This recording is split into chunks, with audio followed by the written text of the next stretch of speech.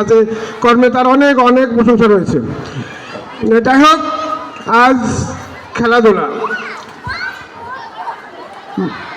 মানসিক শিক্ষার্থীর মানসিক বিকাশ এবং বিভিন্ন ক্ষেত্রে শারীরিক কসরতের প্রয়োজন, বিকল্প নাই। আর যারই ধারাবাহিকতায় আজকের এই আয়োজন। আমি খেলোয়াড়দের বলবো, তোমরা অবশ্যই খেলোয়াড় সুলভ আচরণ করবে। আসলে আমরা আমাদের সেন্ট্রাল গার্লস কিন্তু একসময় নামই ছিল খেলার স্কুল, কারণ আমরা অনেকবার জাতীয় পর্যায় থেকে পুরস্কার ছিনিয়ে এনেছি ভলিবলের মাধ্যমে, যেটা আমাদের ক্রীড়া শিক্ষক ছিল হাওয়াপা, যার নাম না বললেই নয়।